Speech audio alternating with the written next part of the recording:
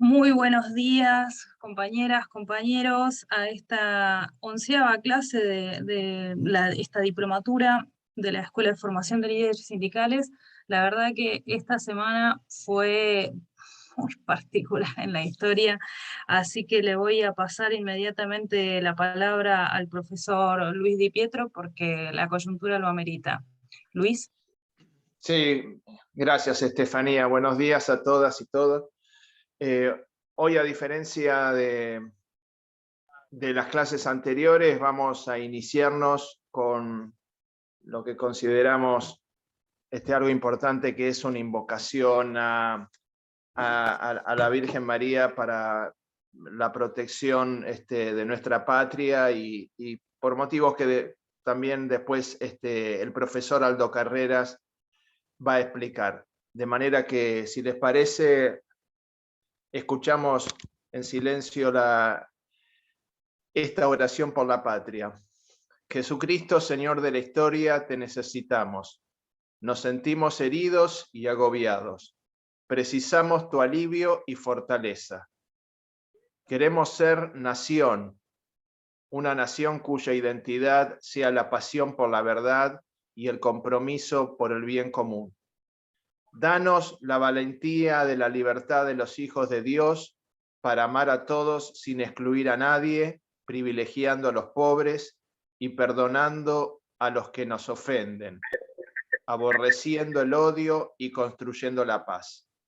Concédenos la sabiduría del diálogo y la alegría de la esperanza que no defrauda. Tú nos convocas, aquí estamos, Señor, cercanos a María, que desde Luján nos dice: Argentina, canta y camina. Jesucristo, Señor de la historia, te necesitamos. Amén. Aldo, si querés hacer algún comentario, por favor. Bueno, esta semana ha sido una semana sumamente dura. Quiero hacer referencia al atentado a la señora vicepresidenta, pero también a Cristina Fernández de Kirchner, dirigente y jefa de nuestro movimiento nacional. Nosotros repudiamos profundamente, desde nuestro movimiento nacional y desde la columna vertebral de nuestro movimiento nacional, que es el movimiento obrero organizado. Lo repudiamos porque nunca el movimiento nacional, el pensamiento del peronismo, basado en un pensamiento humanista y cristiano, quiso seguir esos caminos. Por eso creo que hoy es un día muy profundo, pero vamos a seguir recorriendo el camino que nos enseñó el general y nos enseñó Evita en esa comunidad organizada, que debemos seguir ese camino, el camino del diálogo, el camino de la fraternidad, pero con los principios fundamentales humanistas y cristianos, y seguir también el camino que nos ha enseñado Francisco y nos sigue marcando, de la fraternidad y la paz. Por eso eran estas palabras, y yo quiero agradecer a todos los compañeros que están haciendo esta diplomatura, porque yo, que creo que soy el mayor de todo este grupo, ya soy parte de ese árbol de Marechal. Ustedes, otros son las hojas, ustedes las semillas, pero bueno, les quiero agradecer, y seguramente todo lo que hacemos acá sirve para fortalecer todo aquello que hace Cristina, que ha hecho y que ha apoyado al movimiento obrero, a la capacitación, a la educación, todos. Nosotros nos sentimos al lado de ella porque somos compañeros, que quiere decir compartir el pan de cada día. Así que vayamos hoy recordando mucho a la Virgen como camino de paz y de fraternidad. Muchas gracias. Muchísimas gracias, profesor Aldo Carreras. Es un momento muy particular de la Argentina. Agradecemos sus palabras. Ahora le vamos a pasar la palabra al profesor Raúl Palazzo para que nos describa el desarrollo del tema de hoy. Estamos con geopolítica. Buen día a todos y a todas. Una alegría grande, como siempre, compartir este momento de la diplomatura. Hoy iniciamos una unidad que trata el tema de la política como geopolítica. Lo vamos a desarrollar en 2 clases y vamos a empezar con un aspecto histórico. Te pido, Santiago, si podés comenzar la presentación. El tema es ver un poco América entre la autonomía y la dominación. Desde una perspectiva histórica aportaremos a la importancia de la soberanía política para un proyecto de desarrollo, la necesidad de insertarnos en el mundo como patria grande latinoamericana y los obstáculos que ponen los imperialismos de turno a este objetivo. Pasamos a la primera. En 1776 se declaró la independencia de los Estados Unidos, que es el primer estado moderno independiente del continente. Las 13 colonias británicas inician un proyecto nacional con el apoyo de Francia y de España, enfrentadas históricamente con Inglaterra. Posteriormente, luego de la crisis de la monarquía española, en el marco de los conflictos derivados de la Revolución Francesa, se produce la independencia de los países latinoamericanos. Así, el 9 de julio de 1816 se declaró en Tucumán la independencia de las Provincias Unidas del Río de la Plata. Y en 1822, por un conflicto dinástico, Brasil se independizó de Portugal. Mientras que por cuestiones políticas surgen los nuevos estados, los cambios económicos que provocan el capitalismo y la revolución industrial generan un nuevo sistema de dependencia, denominado neocolonialismo. Los nuevos estados del sur son sometidos a una política en la que el centro imperial británico y otras potencias europeas manejan estrategias comunes. Estas estrategias son, en primer lugar, el endeudamiento a través de los empréstitos; en segundo lugar, tratados de reconocimiento de la independencia, pero con ventajas comerciales leoninas en favor, por ejemplo, de Inglaterra, en el caso de la Argentina en 1825. Y en tercer lugar, poner el poder diplomático, político y militar imperial al servicio de los inversores extranjeros que llegan o están en América. En cualquier caso, el objetivo imperial es claro: asegurarse la provisión de materia prima para las industrias radicadas en Inglaterra y asegurarse que mercados para sus productos, y evitar competencia para sus negocios por parte de las nuevas naciones. Los Estados Unidos van a seguir en sus primeros tiempos una política aislacionista con respecto a Europa, pero avanzan en el dominio de espacios que llevan su frontera hasta el Pacífico. En 1823 van a dar a conocer lo que es la doctrina Monroe, América para los americanos, con la idea de condenar intentos europeos de restablecimiento de dominios coloniales. Pero las potencias europeas continúan su política intentando colonizar espacios, y la política neocolonial sobre todo. Es así que, por solo poner algunos ejemplos, en 1833 los británicos van a usurpar las Malvinas. Francia en 1838 va a bloquear el puerto de San Juan de Ulúa en México y también el puerto de Buenos Aires, el bloqueo francés de 1838, usando como excusa reclamos de franceses que vivían aquí o en México. En 1845 tenemos la intervención conjunta de Francia e Inglaterra, que desafía a la Confederación Argentina. Se da el combate de la vuelta de obligado, pero hay un conflicto y un bloqueo por 5 años del puerto. Pasamos a la siguiente. Bueno, entre 1862 y 1868 se produjo una intervención armada de Francia en México. Reclamando por deudas, toman militarmente el país e imponen como emperador de México al príncipe austríaco Maximiliano.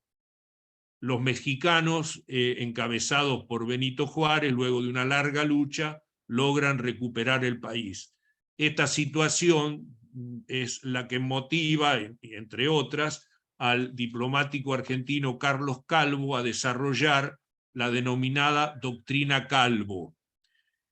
Esta doctrina sostiene que un Estado es independiente en virtud del principio de igualdad de los Estados, o sea, tiene soberanía, no debe en consecuencia en ningún caso ser sometido a la injerencia de otros países, por un lado. Y por otro lado, los extranjeros no debían gozar de mayores derechos y privilegios que los nacionales del propio territorio, y debían solucionar sus controversias en la jurisdicción local del Estado reclamado, o sea, reclamar como cualquier vecino del país ante los jueces del lugar, y en ningún caso recurrir al auxilio de su país de origen. Bueno, esta doctrina tiene mucho valor jurídico y continuidad. Va a ser incorporada, entre otras, a la Constitución de México en 1917, a la Constitución de Bolivia en el 2009, y vemos en la actualidad cómo en muchos casos se vulnera al firmarse tratados bilaterales que establecen instancias de arbitraje internacional que favorecen a los acreedores internacionales. O sea, sabemos que los organismos internacionales implican un control por parte de las principales potencias del mundo, y de hecho no es un arbitraje legítimo. Bueno, tenemos el caso de la CIADI, que tiene sede en Washington y al cual buena parte de la deuda externa argentina, por ejemplo, está sometida. Pasamos a la siguiente. Bueno, en 1902, reclamando por una deuda impaga, una flota de Inglaterra, Alemania e Italia bombardeó y asaltó a la aduana venezolana. Atacan a Venezuela por cuestiones de deuda. Entonces el país le reclama apoyo a los Estados Unidos en función de la doctrina Monroe. El presidente de los Estados Unidos, al contrario de apoyar a América Latina, apoya a los europeos. Y ante ese hecho, el ministro de Relaciones Exteriores de la Argentina, Luis María Drago, en una nota dirigida al embajador argentino en Estados Unidos, expone la denominada doctrina Drago. Esa doctrina establece que la deuda pública no es un argumento válido para justificar una intervención armada contra el Estado deudor. Esto implica el principio de respeto a la soberanía por encima de cualquier cuestión económica. La deuda no puede permitir la cuestión de la invasión exterior. Y bueno, aquí se da una cuestión de mucha importancia, un aporte muy grande de la diplomacia argentina. Y fíjense lo que pasa con los Estados Unidos. Es decir, Drago dice esto en 1902. En 1904 los Estados Unidos, a través del presidente norteamericano Theodore Roosevelt, van a emitir un corolario de la doctrina Monroe que la cambia sustancialmente, ¿no? Establecen que si un país amenazaba o ponía en peligro los derechos o propiedades de ciudadanos o empresas estadounidenses, el gobierno norteamericano estaba obligado a intervenir en los asuntos de ese país para reordenarlo, estableciendo los derechos y el patrimonio, restableciendo, perdón, los derechos y el patrimonio de su ciudadanía y sus empresas. Este corolario supuso en realidad una carta blanca para la intervención de Estados Unidos en América Latina y el Caribe, aplicando a su favor los mismos criterios que desarrollaban los imperialismos europeos.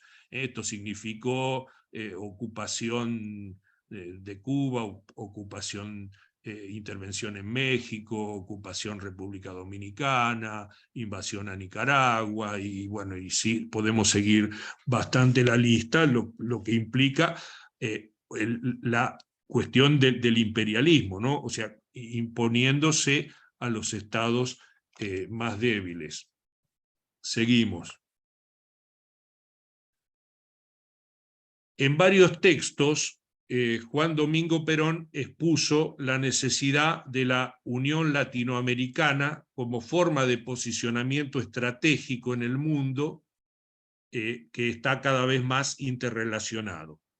Fue el primero en entender, cuando emprendió con Vargas e Ibáñez el nuevo ABC, Argentina, Brasil, Chile, que la unidad de América del Sur no podía ser comenzada por un solo país, sino por lo menos por dos, y por eso definió su alianza como el núcleo básico de aglutinación, en un artículo Conferencias Continentales el 20 de diciembre de 1951.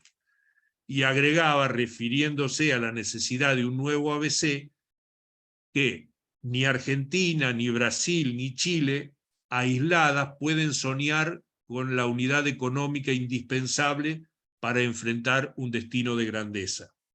Unidas forman, sin embargo, la más formidable unidad a caballo de los dos océanos de la cultura moderna.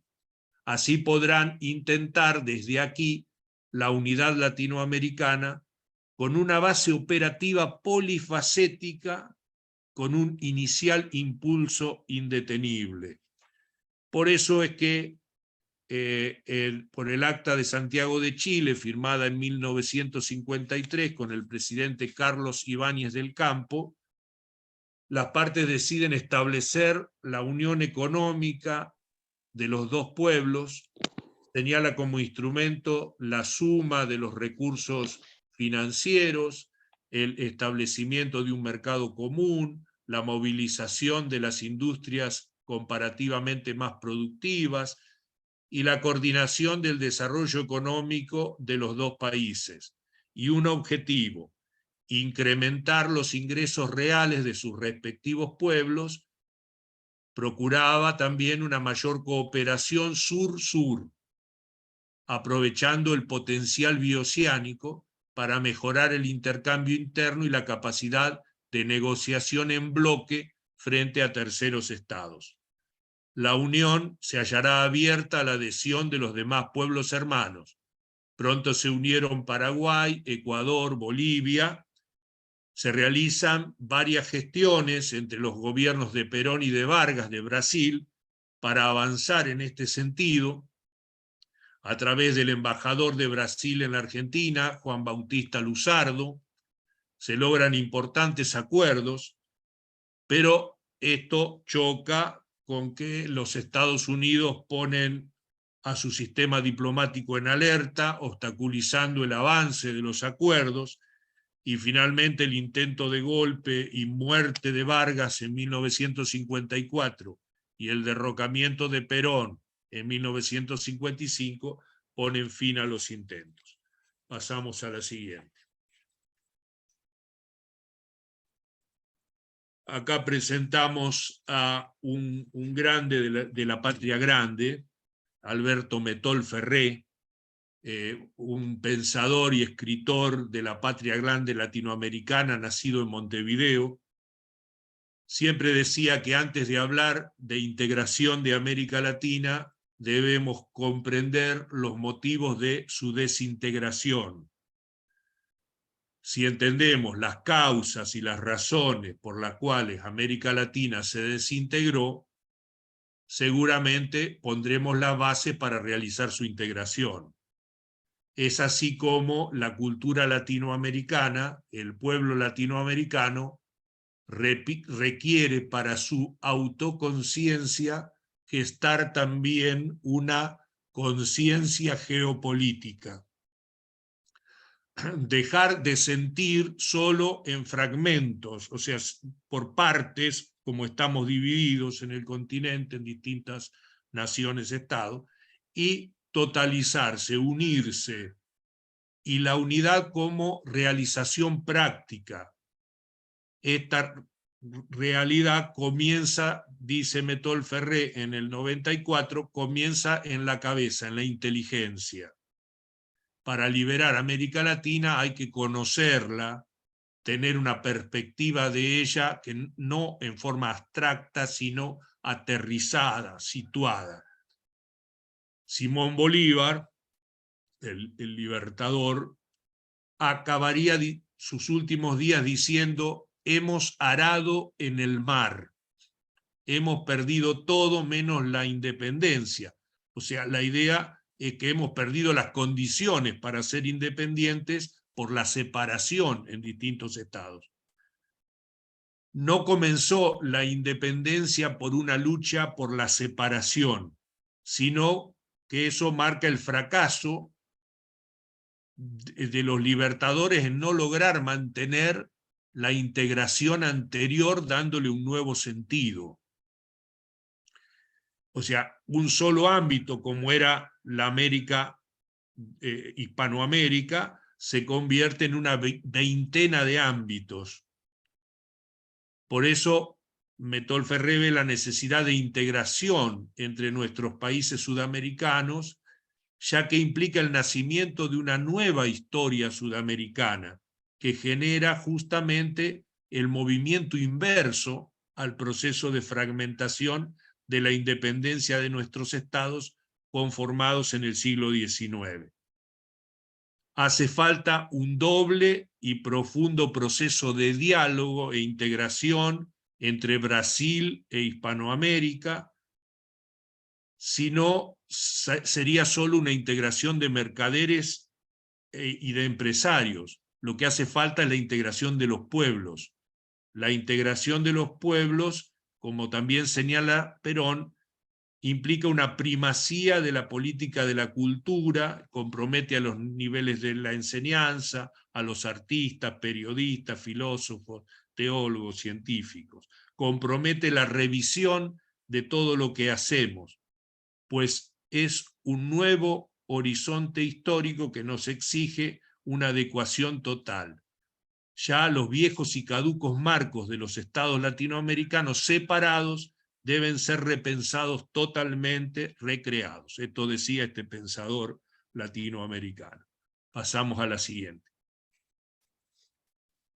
Bueno, acá presentamos el Tratado del Mercosur, luego de una serie de tratativas realizadas entre los distintos gobiernos desde la década del 80, el 1 de enero del 95 se creó el Mercado Común del Sur, o Mercosur, integrado originalmente por Argentina, Brasil, Uruguay y Paraguay. Posteriormente se integró Venezuela, Bolivia también está para ser estado parte, y tiene estados asociados a Chile, Perú, Ecuador, Colombia, Guyana y Surinam. Seguimos con la otra. Entre los objetivos de este Mercado Común del Sur vamos a tener la libre circulación de bienes, servicios y factores productivos entre los países, eliminación de derechos aduaneros y de restricciones a la circulación de mercadería.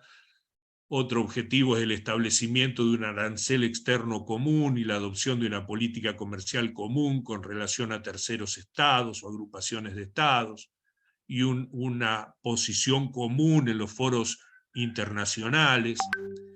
Otro objetivo, la coordinación de políticas macroeconómicas y sectoriales entre los estados partes en los distintos aspectos de la realidad. Otro es el compromiso de los estados partes de armonizar sus legislaciones en las áreas pertinentes para lograr el fortalecimiento del proceso de integración. Bien, con esto hemos visto que llevamos 27 años de un proceso de integración, se ha avanzado algunos pasos, pero seguro vemos también que muchas veces hemos tenido marchas y contramarchas, y tenemos seguro también mucho por delante para trabajar en este fortalecimiento de la América Latina, que nos enseñaran estos grandes pensadores políticos y militantes latinoamericanos, de trabajar por la patria grande latinoamericana. Muchas gracias. Muchísimas gracias, querido profesor Raúl Palazzo. Ahora, continuando con la línea de la política como geopolítica, vamos a pasar a nuestra próxima conferencia. Tenemos un invitado muy especial hoy, así que le voy a pedir a nuestro director, a Julián Domínguez, que lo presente. Bienvenido, Julián, muy buenos días. Gracias, Estefanía, buen día. Primero decir brevemente que la exposición dada por Raúl es el núcleo temático de toda la comprensión histórica de nuestra identidad y de nuestras luchas. Y seguramente sobre estos temas vamos a volver porque, por un lado, está la visión de un país sometido a los intereses de los países centrales, de Estados Unidos, de Inglaterra, de Francia o de España, y todo el proceso de lucha de nacimiento de nuestra identidad y de nuestra conciencia nacional. Y termina el método Ferré, digamos, que quien mejor describió la interpretación entre el ABC del general Perón y lo que fue la estrategia del Mercosur, la unión de los pueblos sudamericanos, el intento de Néstor Kirchner. En ese lugar de la historia, en esos 200 años de historia, seguramente encontraremos toda la fuente de inspiración del pensamiento nacional, social, latinoamericano, humanista y cristiano para nosotros. Así que bueno, muchas gracias, Raúl, por esta introducción, y parte de eso, parte de esa lucha, parte de ese compromiso por la integración latinoamericana, por el Mercosur, por la relación con Brasil, que es tan determinante para nuestro país. El presidente Alberto Fernández designó en Brasil a Daniel Scioli como su embajador. Daniel Scioli venía de ser no solamente diputado nacional, ministro de Turismo, gobernador de la provincia de Buenos Aires, y en ese momento nuestro candidato a presidente de la República, que estuvo muy cerca de serlo y que diagnosticó perfectamente en ese último debate público el modelo de un país industrial y de lo que pasaría con un país si elegía un sistema neoliberal.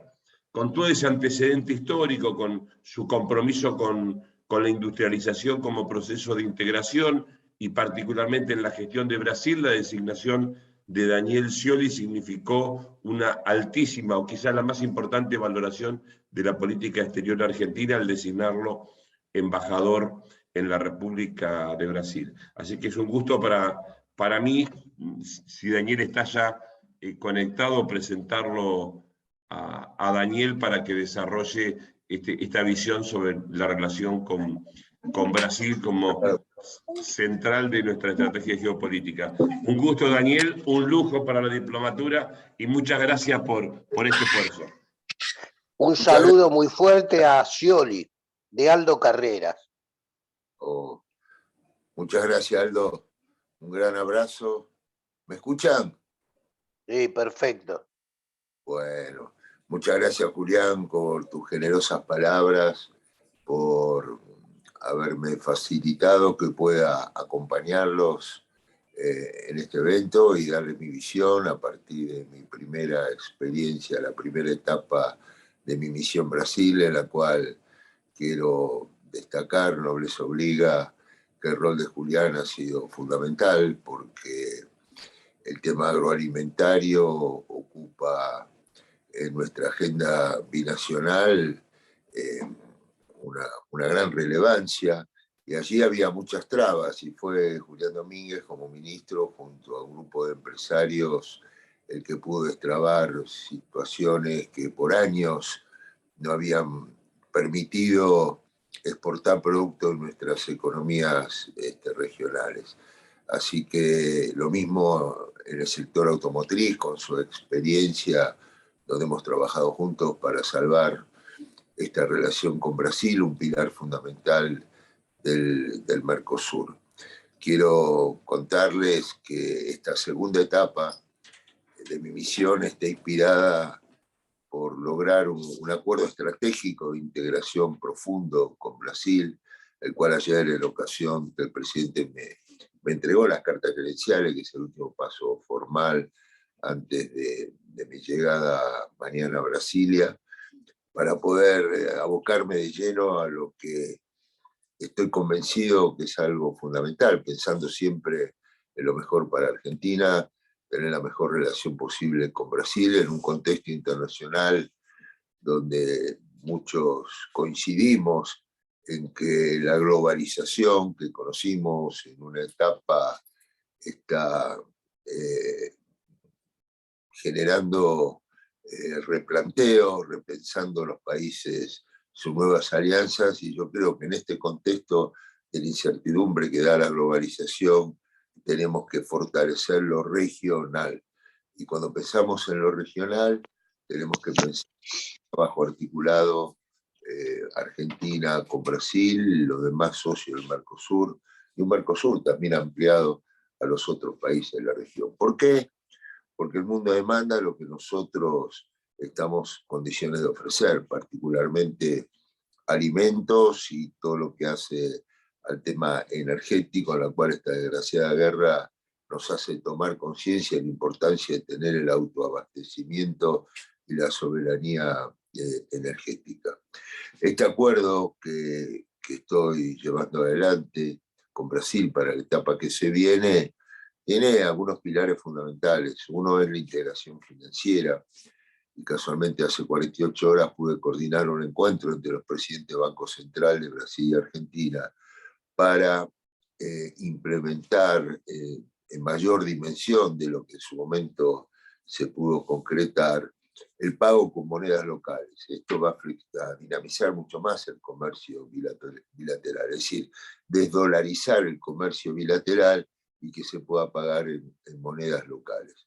Hay una buena predisposición de Brasil. En su momento el ministro de Economía brasileño me dijo: Daniel, si sacás una declaración conjunta del presidente de la Unión Industrial Argentina, Funes Rioja, y el presidente de la Federación de Industriales de San Pablo, que es Josué Gómez da Silva, van a generar las condiciones para que nosotros podamos trabajar en ese pago de monedas locales con compensaciones cada 90 días y no diarias como estaba vigente, y por eso no tenía mucho movimiento financiero. Ese es uno de los temas. El otro tema también, la cual estoy planificando, inspirado en lo que ha sido la experiencia también con China, ¿por qué no pensar en esta agenda de integración financiera, en un swap con Brasil, a partir de que históricamente hemos tenido un déficit comercial de 52.000 millones de dólares en los últimos 15 años. El año pasado pudimos terminar el año con un superávit comercial, fruto de ese trabajo intenso que a mí me apasiona, que me han visto realizar, estado por estado. Visité todo Brasil, a pesar de la pandemia que azotaba los distintos lugares. Bueno, pudimos llevar adelante una agenda que fue abrir nuevos mercados. Siempre la agenda con Brasil se concentraba en San Pablo, en la zona de Porto Alegre, pero Brasil es mucho más grande de eso y más potente económicamente, y pude descubrir nuevas oportunidades en estados como Manaus, como Mato Grosso do Sur, en Pernambuco, en fin, y creamos 14 cámaras de industria y comercio binacionales, y la actitud fue no esperar que nos vengan a comprar, sino salir a vender. Y fundamentalmente destrabar muchas controversias. Al principio fueron misiones comerciales virtuales, ya que la pandemia limitaba la presencialidad. Hicimos todo un relevamiento de qué Brasil nos podía comprar y la oferta exportable en nuestro país, y a partir de allí pudimos conectar una cosa con la otra. Julián en su momento me facilitó con José Zucardi, presidente de Coviar, que podamos trabajar particularmente en todo el sector vitivinícola, que estaba en cuarto los vinos argentinos y ya está en segundo, en un crecimiento sostenido, a manera de citar un ejemplo.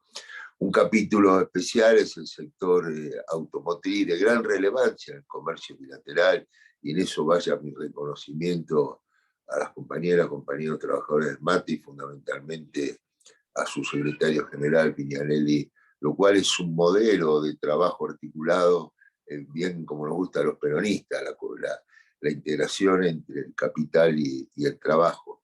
Y así fue que una por una pudimos trabajar con cada una de las terminales para lograr esta realidad que vemos hoy. Mayor nivel de integración, mayores exportaciones, dar un marco de previsibilidad, de confianza para que lleguen nuevas inversiones al sector, y este año se proyecta que crezca aproximadamente un 30% los niveles de exportación a nuestro primer socio comercial, que es Brasil, pues las relaciones estaban tan mal como yo llegué allá, que Brasil había dejado de ser el socio comercial número 1. Y lo más importante es que la mayoría de las exportaciones son manufacturas de origen industrial, es decir, exportamos trabajo argentino.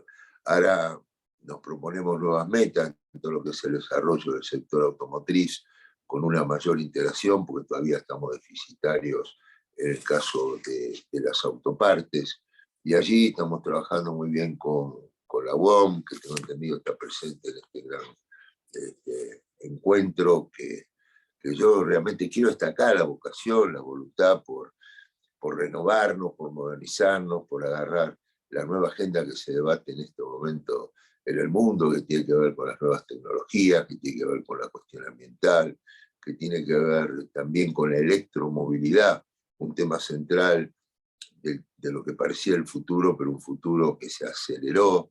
Y vemos también en el caso de la minería, lo que es Argentina, una gran potencia del tema del litio, del cobre, y una demanda mundial creciente en estas áreas.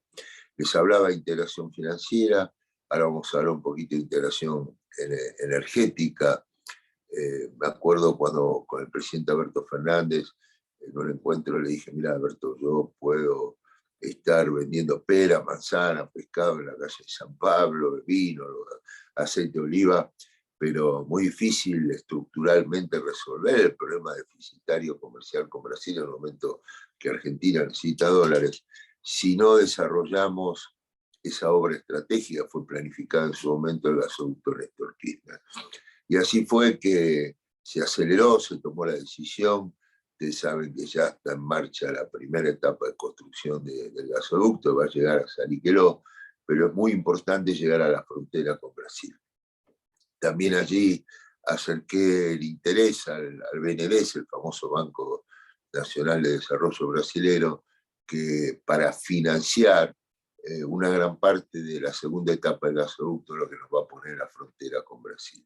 La integración energética es estratégica porque Brasil necesita energía, las reservas de gas de Bolivia están declinando, y seguramente esto nos va a permitir un circuito virtuoso de mayores exportaciones de gas, fundamentalmente a Brasil, y esos dólares que se puedan ir volcando al aparato productivo, una reindustrialización de la Argentina que tenemos que potenciar aún más. Cuando hablamos de energía, tenemos energía alternativa, energía eólica, energía solar. Por eso en esta propuesta, en este gran acuerdo que estoy articulando, tenemos integración financiera, integración energética, integración industrial. ¿Cómo logramos mayor armonía en el sector industrial? Esto lo hablé con el propio Lula.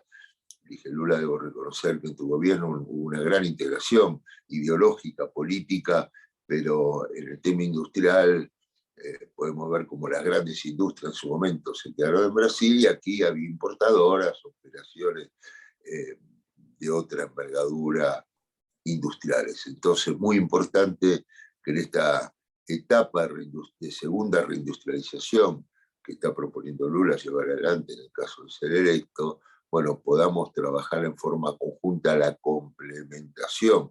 Y allí tiene un rol también sectores como la industria naval, por ejemplo. El tema agroalimentario es central, allí tenemos que armonizar todo lo que son los controles sanitarios. Brasil tiene una modalidad, bueno, que hemos trabajado con Julián muchas veces, destrabamos exportación de algunos productos y nos implementaban alguna nueva medida sanitaria. Fue el caso famoso de la merluza o los langostinos, que exportamos a 24 países, inclusive a Estados Unidos, y Brasil decidió con mucha creatividad innovar y poner un nuevo control que nos demoraba los camiones en la frontera. Todo eso tiene que haber una clara decisión política, y en eso vamos a trabajar intensamente para todo lo que es este sector, que llevar adelante ese gran objetivo, que es industrializar la ruralidad, ese programa que en el 2015 nos proponíamos cuando Julián era candidato a gobernador y yo candidato a presidente, y llevar adelante en caso de ser electo. Creo que la guerra, la pospandemia, acelera todos estos proyectos y la necesidad de implementarlos para darle sustentabilidad económica y social y laboral a la Argentina. Un tema también de este capítulo de Acuerdo Estratégico de Integración es el tema logístico, el tema infraestructura.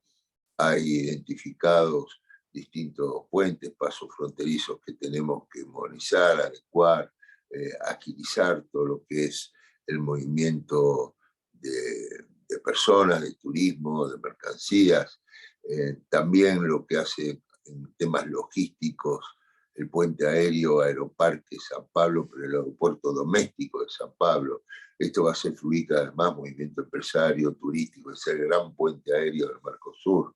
La guerra ha impactado mucho también en los costos y ahí se impone trabajar en mejorar los costos de logística, todo lo que es la conectividad naval. Allí tenemos, en su momento concretamos la obra portuaria más grande de Argentina en los últimos 50 años, que es el puerto de La Plata. Es un puerto natural de contenedores de aguas profundas. Allí tenemos una gran oportunidad, también esto lo hablé con el gobernador Kicillof en su momento, con el canal Magdalena, trabajar mucho porque la estructura de competitividad también la da la mejora de los costos logísticos y los costos financieros también. Por eso es muy importante el rol de la banca pública en su diversidad, Banco Provincia, Banco Nación, el Banco Vice, que sean palancas para el desarrollo y la integración.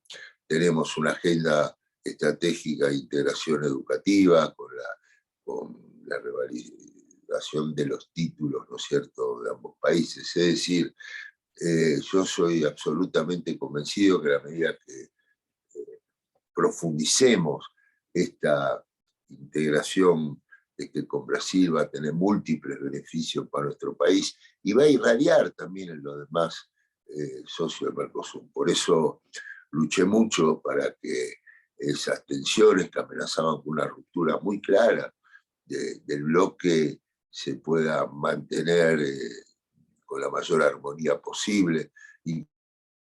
Inclusive cuando vino la propuesta de Brasil de bajar el 50% del arancel externo común por el tema de la agenda inflacionaria, Brasil estaba convencido que si importaban más barato de otros países iban a poder bajar la inflación. Bueno, nosotros hemos vivido nuestra experiencia en su momento y sabemos que el impacto que tiene negativo en la industria de la mano de obra argentina, por eso defendimos que esto no se lleve a cabo y protegimos fundamentalmente en el marco del bloque y la relación bilateral, sector automotriz, el calzado, los textiles y el caso de los lácteos, y podemos llegar ahora a este momento en el cual tenemos que esperar la voluntad del pueblo brasilero, obviamente, para ver con qué se decide y cómo nos ponemos a trabajar en esta segunda etapa.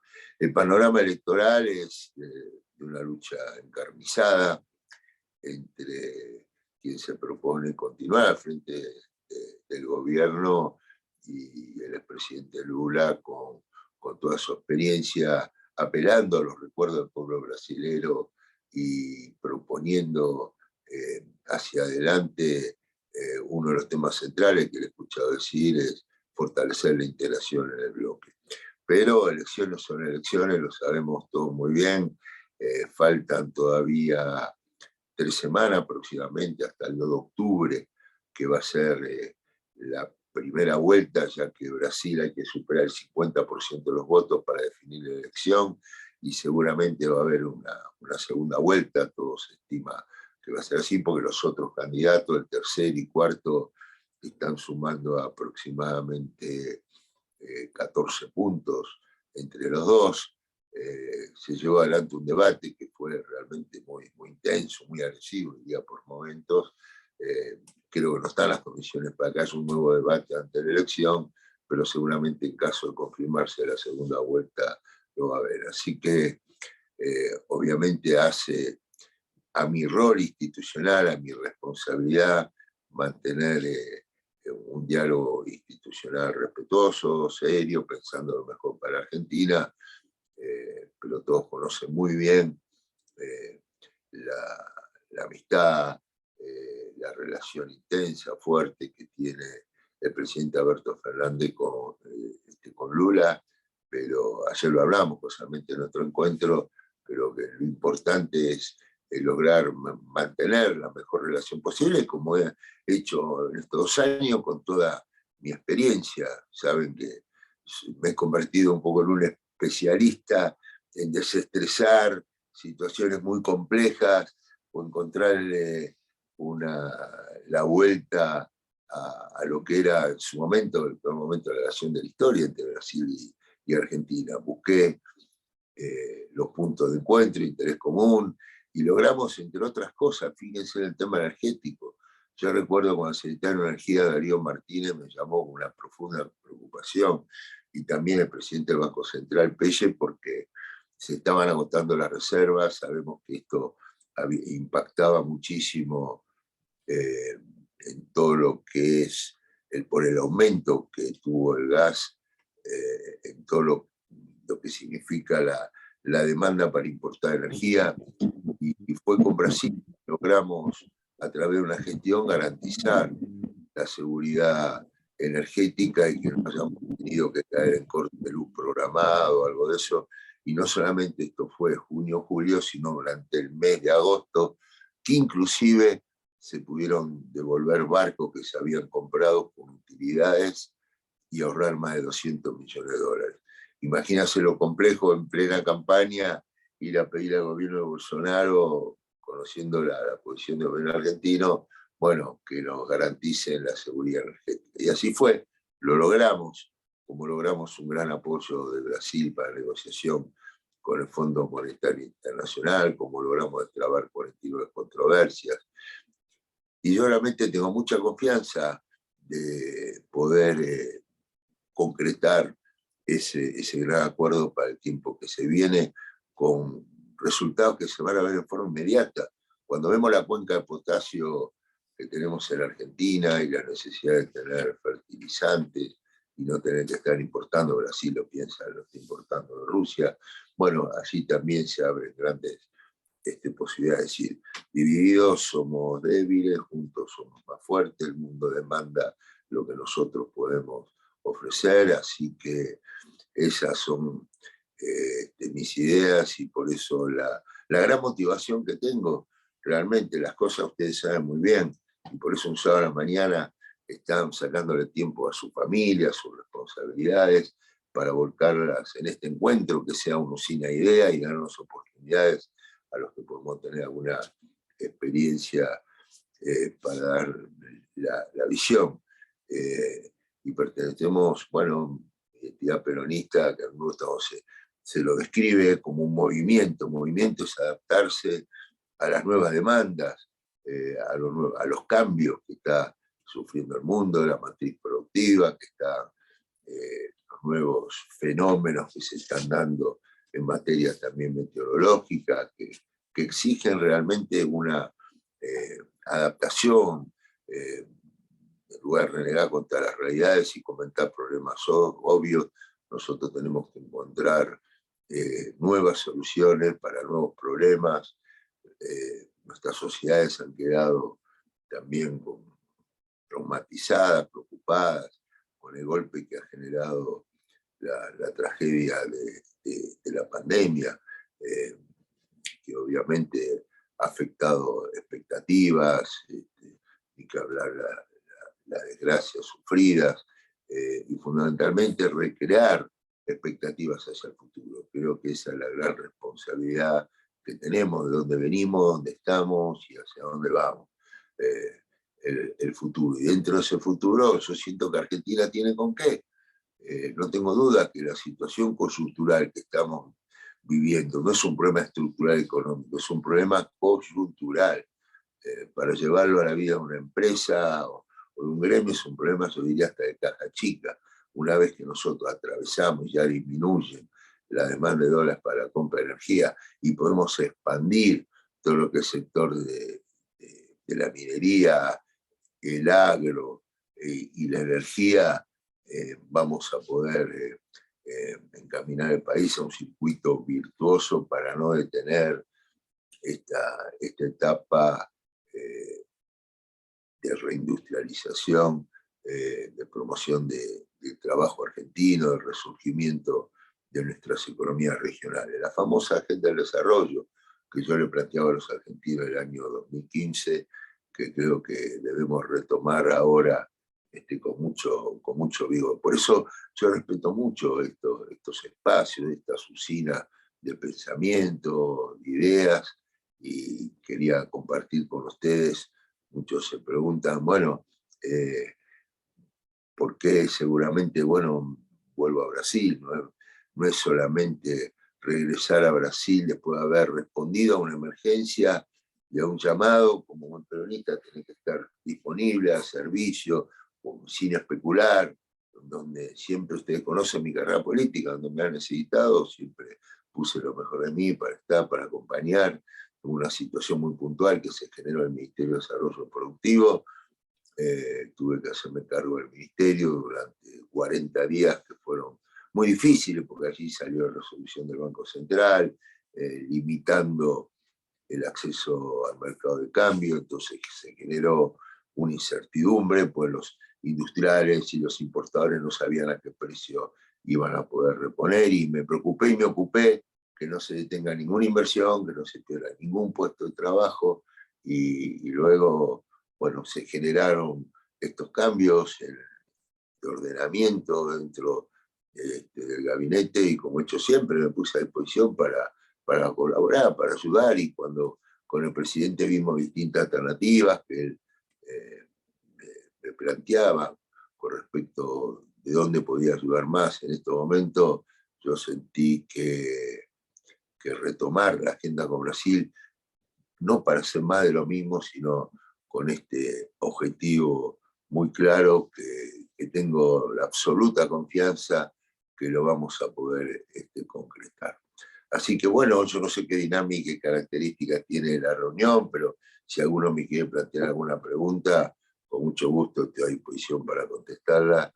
Y nuevamente a todas las autoridades, especialmente al profesor Raúl Palazzo, le quiero agradecer esta convocatoria, esta invitación, y estamos a disposición especialmente para los sectores productivos que ustedes representan, para que vean en Brasil una gran oportunidad. Hemos generado realmente misiones comerciales últimamente. Hubo una de La Matanza que tuvo resultados muy buenos.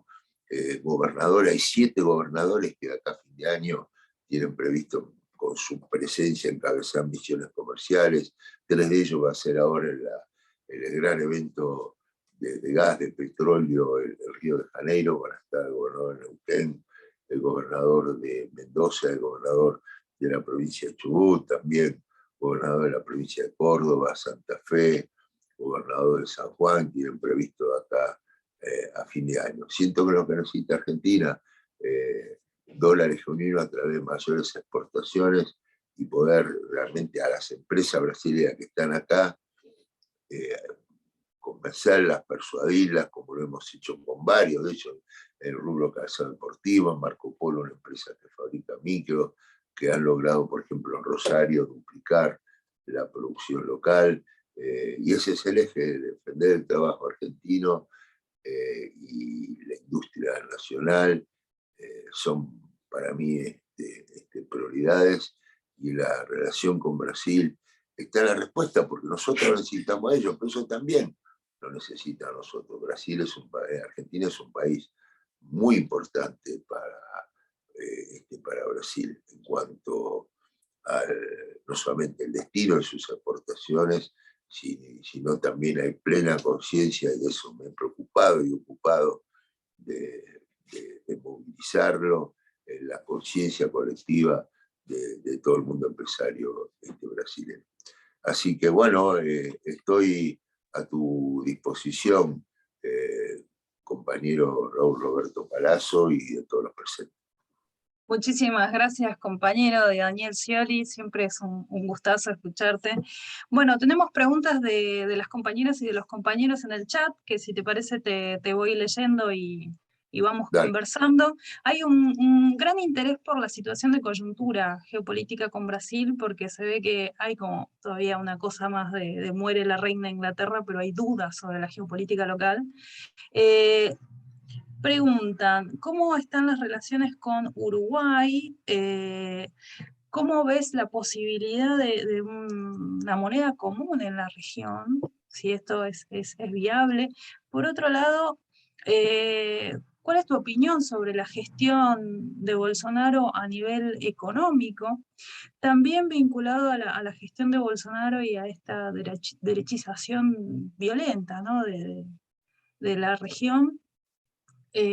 Si entendés que hay algún punto en común entre el intento de magnicidio, femicidio de la vicepresidenta Cristina Fernández de Kirchner y una noticia que sacudió a Brasil en estos días, que fue el asesinato de un compañero de trabajo brasileño a un militante de Lula. Entonces, vienen en ese tono las preguntas. Si querés comenzar, después te sigo leyendo algunas más.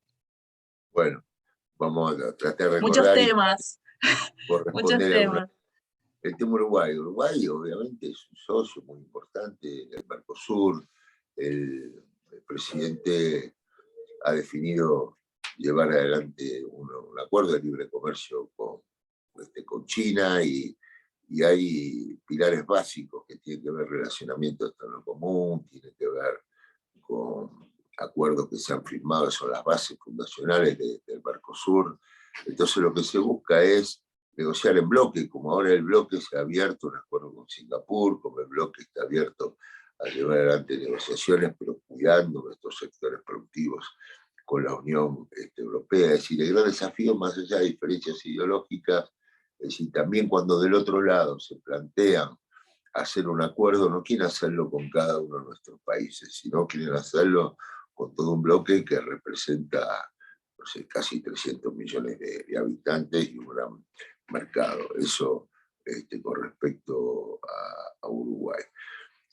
Con respecto a las medidas que está tomando el gobierno de Bolsonaro, se ve un esfuerzo muy grande para buscar revertir lo que mostraban las encuestas al comienzo de la contienda electoral, una ventaja muy clara a favor de Lula, que de acuerdo a los últimos sondeos, esa ventaja se está achicando.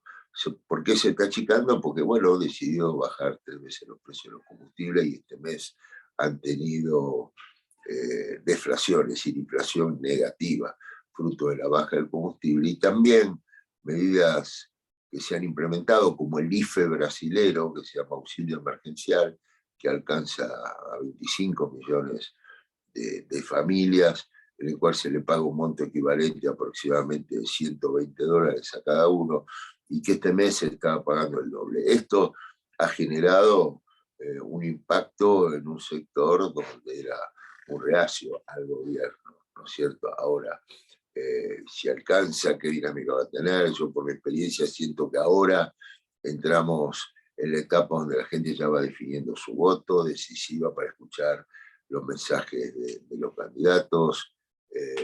También hay un posicionamiento importante en la candidata Simona Tebet, como también de Ciro Gómez, un permanente candidato a la presidencia que tiene sus 8 puntos aproximadamente. Hola, ¿me escuchan? Sí, sí, sí. Te Ok. escuchamos. Simonetta tiene aproximadamente 5 puntos. La gran pregunta que hacen los analistas, ¿ese electorado en una segunda vuelta hacia dónde se va a volcar?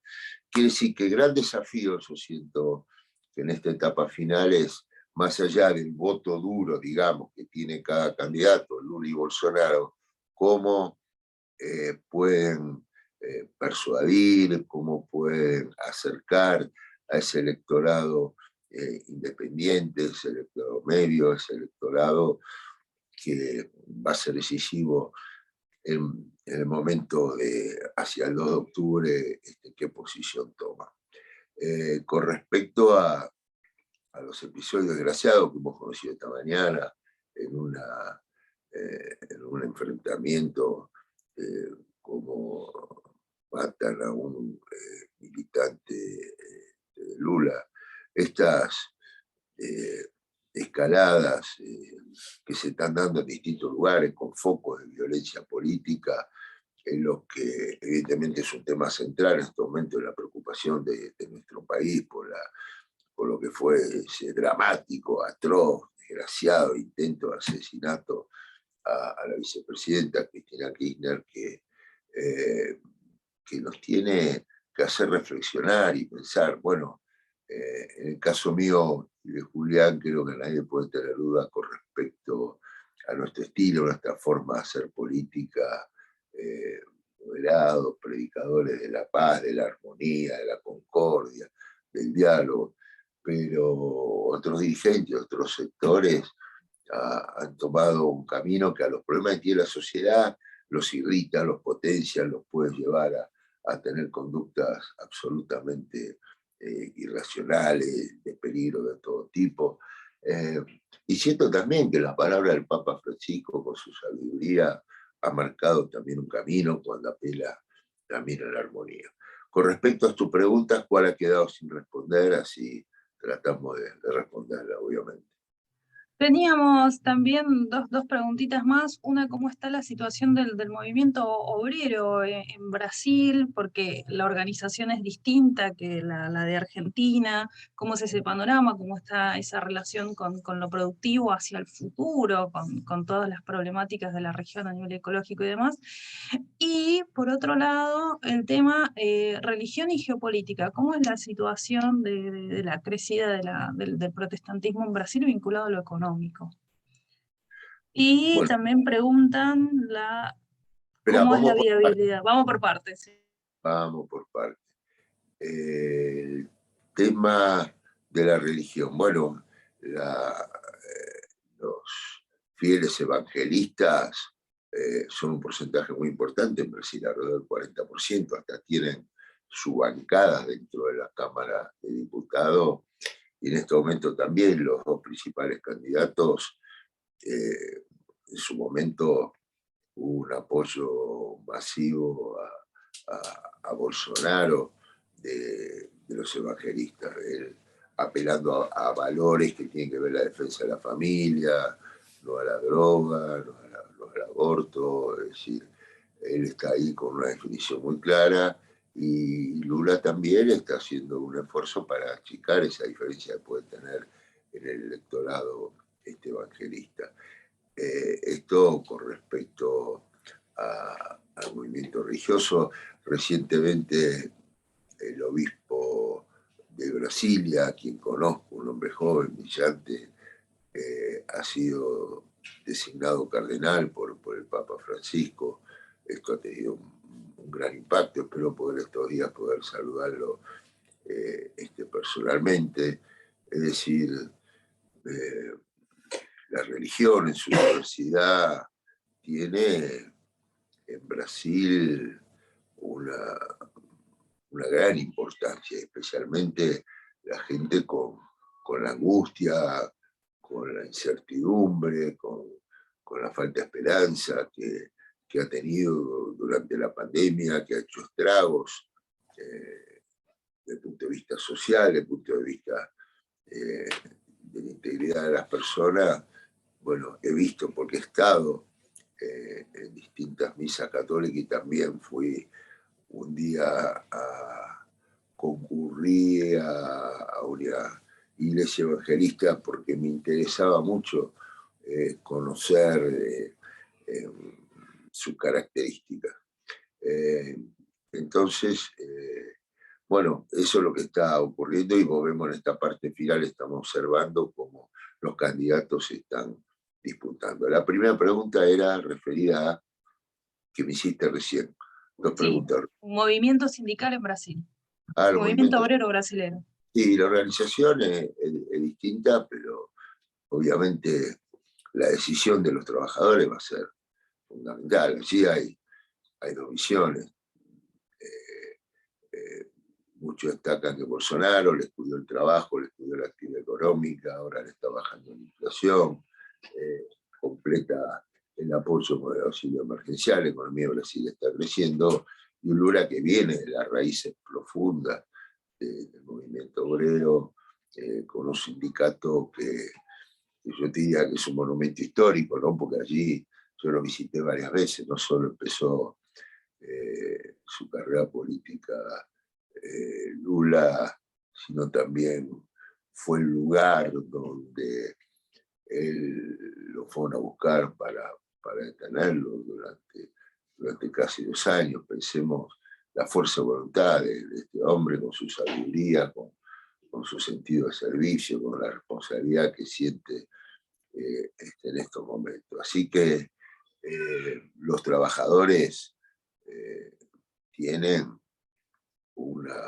y sus organizaciones tienen un rol muy importante, si bien es distinto la organización sindical, pero es muy bueno también que en esta próxima etapa de integración profunda haya permanentes intercambios, como el otro día lo hicimos, por ejemplo, con Espinosa, que preside la Federación Argentina de Municipios, un encuentro con su par brasileño. Es decir, a mí me encanta construir puentes, intercambios de experiencia, de complementariedad, en todos los sectores culturales, sindicales, deportivos, educativos.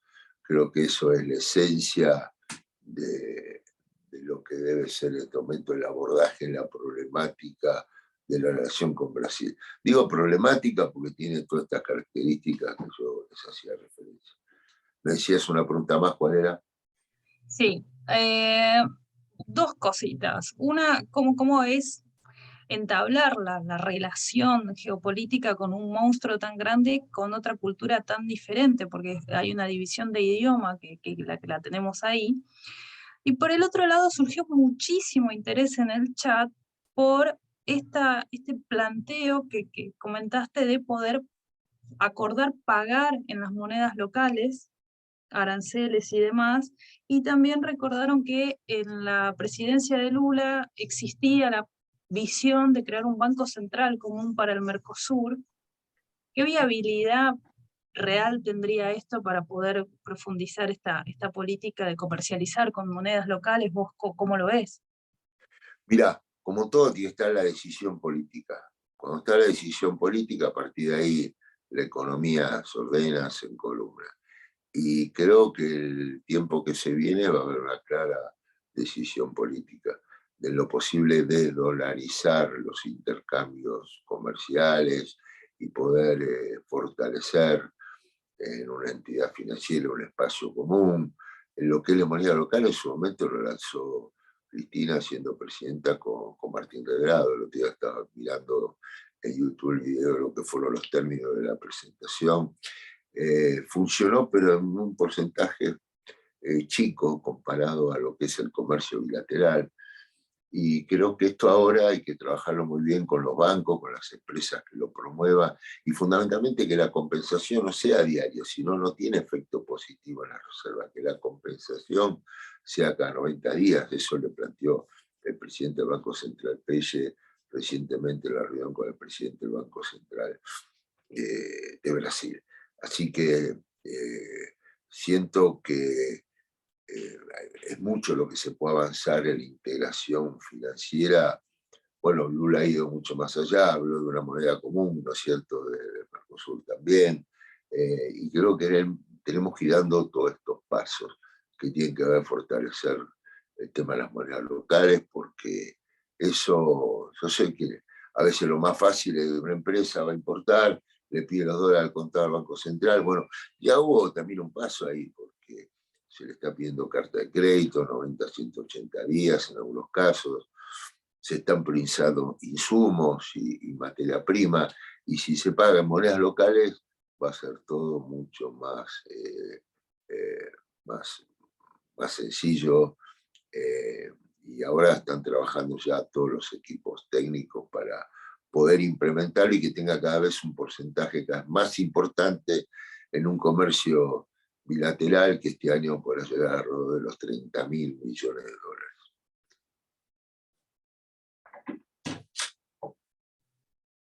Bueno, teníamos la parte de la integración cultural, pero nos vuelven a preguntar sobre el gasoducto con Brasil, en qué etapa estamos, y si bien ya lo habíamos comentado, cuáles son las potencialidades, depende de hacia dónde vire el signo político del gigante brasileño.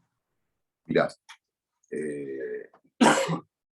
yo tengo un estilo, una agenda de trabajo que coordino con todas las áreas del gobierno argentino. Hace 2 días estuve con Agustín Jerez, que es el presidente de Energía Argentina, que tiene bajo su responsabilidad la construcción del gasoducto, que avanza en todos los términos y tiempos previstos en la primera etapa, y una clara decisión de trabajar ya en ingeniería civil e ingeniería financiera para concretar la segunda etapa, en la cual esto que yo te hacía referencia, que el BNDES financie alrededor de 400 millones de dólares de la segunda etapa, que es aproximadamente un 25%, que es la parte que tiene que ver con la importación de caño, de acero que se produce en Brasil. Esto fue un planteo que hemos hecho, una respuesta positiva al Ministerio de Economía de Brasil, y ya estamos avanzando en eso, porque en este caso la segunda etapa del gasoducto podría estar terminada hacia fin del año próximo, y a partir de allí, conectando en la central termoeléctrica uruguayana, ya se han hecho algunas pruebas de exportación de gas, eso conecta por todo el estado de Río Grande do Sul hasta llegar a Porto Alegre. En este punto hay un consenso total de autoridades y empresarios brasileños, como también aquí en nuestro país, pero que si hay una política de Estado que nadie la cuestiona, en la importancia del gasoducto Néstor Kirchner, porque nos va a permitir esas inversiones y lo que significa Vaca Muerta, poder sacar el gas de ahí, no solamente para todo el territorio de nuestro país, sino para exportar más a Brasil y también a Chile, otro gran comprador de gas. Si bien es un poquito redundante, sigue la duda como para que quede bien claro, ¿cuál es tu opinión respecto de la política económica de Bolsonaro en tu experiencia como embajador de Argentina en la región? Mirá, viste que él tiene características a veces sí, el comunismo en la Argentina, el socialismo. Yo varias veces se lo he dicho personalmente, cortara con eso el comunismo, Argentina es un gobierno peronista, es un frente, se lo he explicado. Pero en esta etapa de campaña muchas veces se potencia eso por parte de él. Ahora, cuando uno va a las cosas concretas, si hay una economía proteccionista, es la economía de Brasil. Si hay una economía que también tiene una visión de rol del Estado, nosotros implementamos el IFE y él ahora puso el auxilio emergencial. Es decir, hay ese liberalismo que quizás se ve claramente en todo lo que ha sido la ola de privatizaciones que se ha dado en Brasil últimamente, ¿no es cierto? Ahora, en cuanto a decisiones de materia económica, en cuanto a lo concreto, se protege a su industria, se ponen muchas veces trabas sanitarias. Hay una complejidad de tema que es una lucha diaria titánica que doy todos los días para que no se nos detenga ninguna exportación, ninguna oportunidad de nuestras economías interregionales.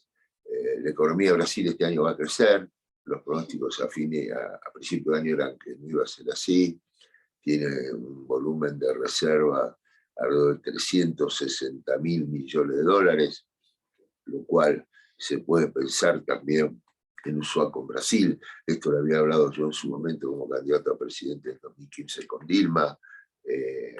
Tiene su burocracia, tiene que seguramente pasar por el Congreso de Brasil, pero tiene su lógica también, porque si ellos no van a estar comprando energía en miles de millones de dólares, ahí se puede hacer una ingeniería financiera, ¿no es cierto?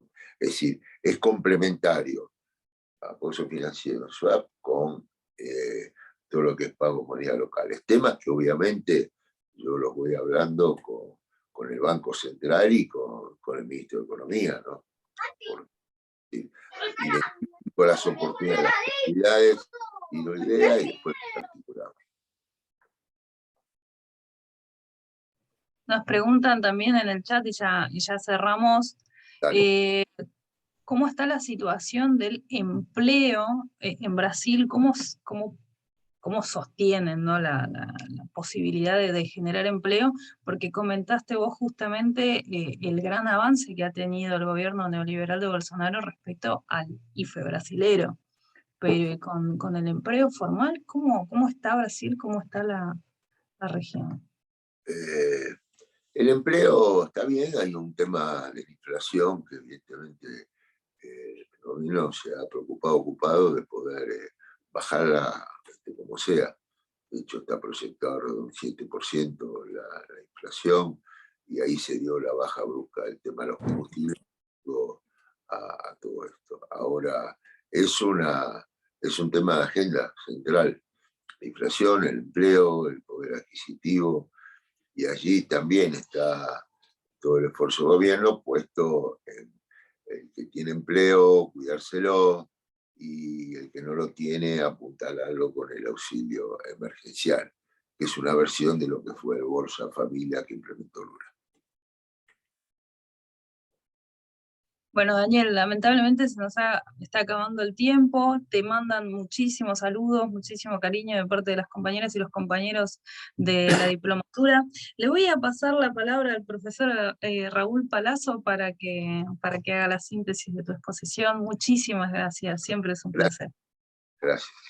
Muchísimas gracias, Daniel. La verdad que recuerdo en este momento haber participado cuando eras vicepresidente de un encuentro donde estuvo el sociólogo Helio Jaguaribe en Buenos Aires, en el Senado, y en ese momento vos decías todo esto de la necesidad de fortalecer la integración, y realmente recuerdo mucho la importancia en la línea de lo que estuvimos hablando sobre el pensamiento de Mettol Ferré, la necesidad de trabajar fuerte en la integración, y veo con mucha alegría el testimonio que nos das aquí de seguir trabajando fuerte y concreto en cosas bien del día a día. Así que te agradezco muchísimo la participación y todas tus palabras y todo tu trabajo tan importante para este proyecto de la patria grande latinoamericana que soñaron San Martín, Bolívar y Perón y bueno, Vargas y otros más. Muchas gracias, profesor. Un orgullo tus palabras, y saludo a todos los que participan de la diplomatura. Estoy a disposición para siempre compartir alguna reflexión, algunas ideas, y los dejo con esta idea fuerza, ¿no? En un momento de crisis, de la globalización, por todo, cosas que estamos viendo, hay que fortalecer la regionalización. Y cuando hablamos de la regionalización hay que entender que nuestros líderes en su momento fueron unos adelantados en pensar no solamente un Mercosur, sino también el UNASUR, sino también una región integrada, complementada, y un bloque muy fuerte que nos va a permitir una gran soberanía y un gran autoabastecimiento, y tenemos que mejorar el comercio interzona. Eso es lo que yo busco en todo momento de promover, convencido que es el camino. Es decir, la pandemia, la desgraciada guerra aceleraron definiciones en cuanto al rol de la regionalización y particularmente la relación Argentina-Brasil. Muchas gracias. ¿Me permite que le recuerde algo, Daniel? ¿Me permite por algo, favor, Carreras? Justo. Usted asistió a la presentación del libro, el último libro de Mettol Ferré, cuando lo presentó, usted era vicepresidente y lo presentó en Buenos Aires el entonces cardenal Bergoglio. Usted asistió y encabezó la presentación del último libro de Metol Ferré. Un abrazo. Un gran abrazo, Aldo, y gracias siempre por tu ayuda, por tu influencia positiva, por tu caridad humana, por tu caridad política, por ser un militante activo en estas causas tan nobles, y siempre sos muy inspirador, y bueno, y un gran abrazo a Julián y a todos los presentes. Gracias. Gracias, Daniel. Muchas gracias. Muchísimas gracias, compañero Daniel Scioli. Bueno, querida gente, seguimos trabajando en esta jornada, así que para empezar con esta segunda parte de la clase, vamos a darle la palabra al profesor Luis Di Pietro para que nos explique cómo continuamos ahora el trabajo en salas. Bueno, gracias a tanto a la presentación de Raúl como del embajador Scioli. Ahora vamos a las salas, vamos a trabajar en función de el trabajo final, del cual cada uno de los grupos, ustedes recuerdan, había 4 propuestas para la realización del trabajo final. Cada grupo eligió de esas 4 propuestas la que considera la más interesante para ellos y donde se pueden desempeñar mejor, de manera que en lo inmediato entonces pasamos al trabajo de los grupos para avanzar con la elaboración de ese trabajo final, con la ayuda obviamente de los moderadores que tiene cada grupo. Así que si pueden ir ya pasando a cada una de las salas y empezamos a trabajar, ¿sí? Excelente, gracias Luis. Ahora Gastón entonces va a hacer la apertura de las salas, nos acompaña el cierre. ¿Cómo? Que hacemos el cierre de la clase. Sí, ya estamos sobre la hora. Bueno, hemos cumplido con los cometidos que nos habíamos propuesto para esta clase, ¿sí? Una reflexión inicial acerca de la situación nacional y bueno, la mirada desde la coordinación y la dirección de la diplomatura acerca de eso. Después, bueno, la presentación de Raúl Palazzo, que nos dio el contexto para entender mejor después la presentación de Scioli. Y le agradecemos a Raúl el recuerdo de Metol Ferré y la importancia que ha tenido Metol, por lo menos para los temas y las cuestiones que tratamos en esta diplomatura. Después, bueno, agradecerle obviamente a Daniel Scioli por no solamente por la presentación, sino después por la generosidad en quedarse y contestar todas las preguntas. Realmente ha sido un lujo tenerlo a Daniel como expositor hoy. Y después el trabajo en salas. Yo he participado de una de las salas, así que veo que se está avanzando, se está ordenando el trabajo, la gente está interesada, enchufada, así que bueno, bien. La idea es de acá, en las próximas clases que tengamos, siempre, o en casi todas, que muchas no quedan, tener un espacio para trabajar en grupos, el trabajo final, ¿sí? Bueno, y simplemente, bueno, sí, recordarles el tema de la evaluación. Tienen que hacer la evaluación del eje 2, si no, hay que aprobar las evaluaciones de cada uno de los ejes para poder aprobar la diplomatura, es una de las condiciones. Y no sé, Raúl o Santiago, si me estoy olvidando algo. ¿Puedo hacer una pregunta? Bien. Bueno. Andrés quería comentar algo. No, me preguntaban en el grupo 4 con qué nota se aprobaba. Con 10.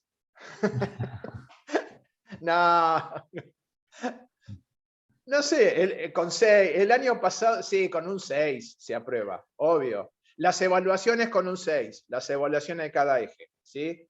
Y el trabajo final es aprobado o desaprobado. Bueno, Javier, ¿tenés algún comentario para hacer? No. Está muteado, Javier. Sí, está. No, está Estuve bien. como moderador del 5 también, vi que avanzaron, ya nombraron una coordinadora que va a acumular todas las ideas, así que me Bien. parece que eso está avanzando bien. Excelente. Bueno, entonces quedamos para dentro de 15 días, ¿sí? Y nos volvemos a ver. Buen fin de semana, ¿sí? Buen fin de Gracias. semana. Muchas Chau, gracias. chau. Buen fin de semana.